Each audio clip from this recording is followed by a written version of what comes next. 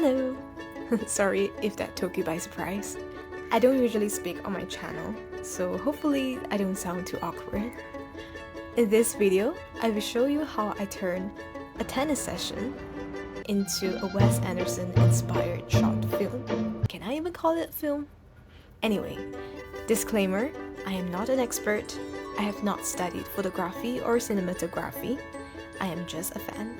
This is my take on how to make a Wes Anderson-inspired video. Let's get started!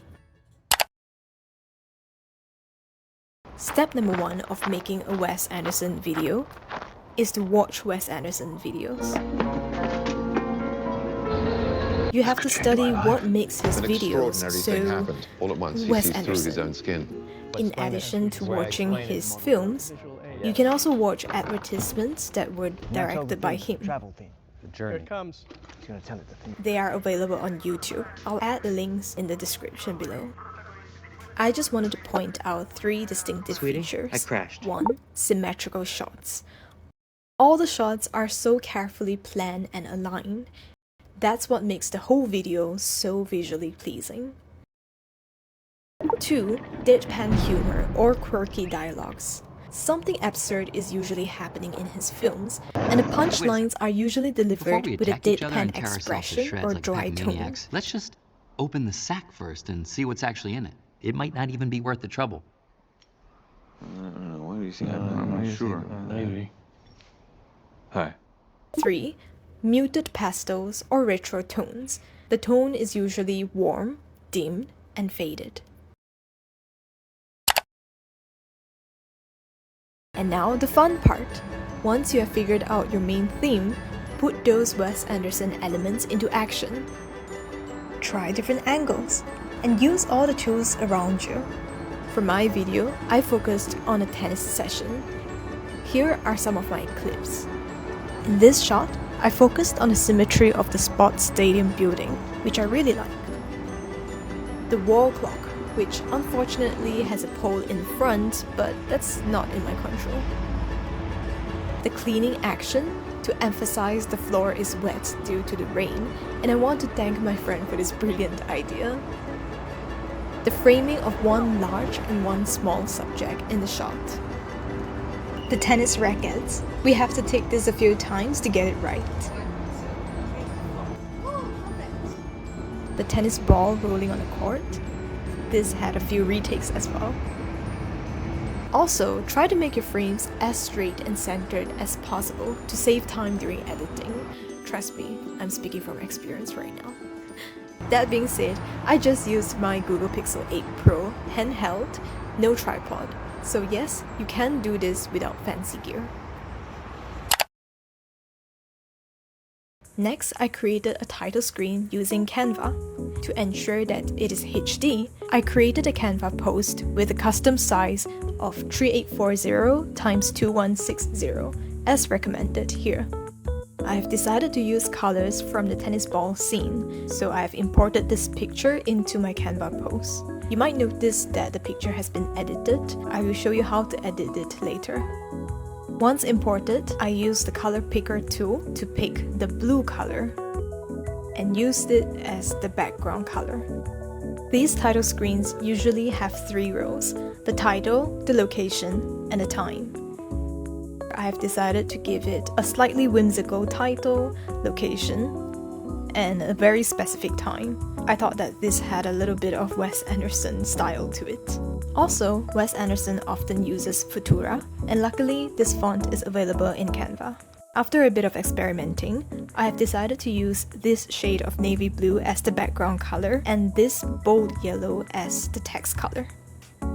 And finally, I duplicated the pages and removed the rows line by line. It will make sense later.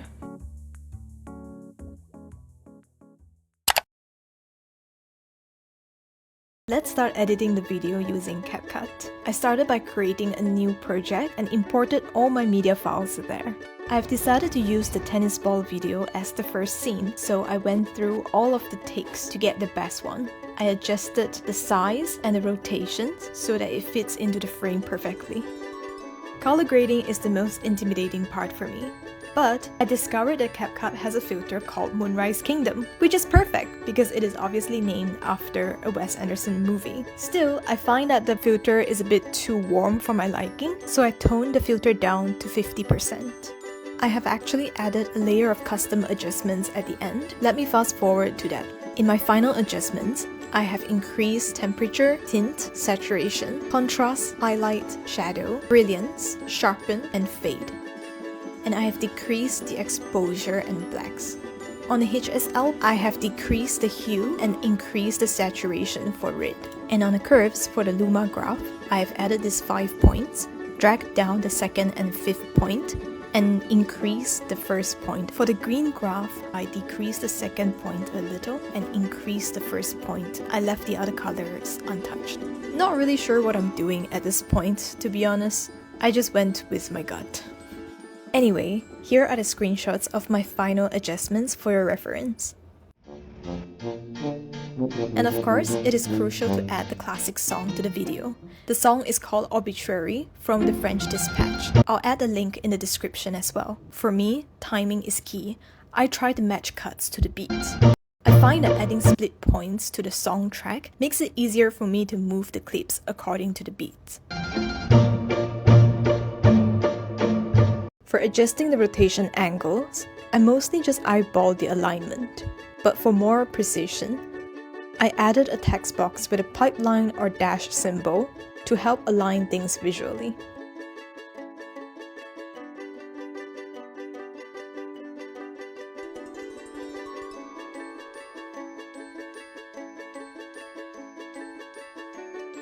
Another issue that I had was editing long footage.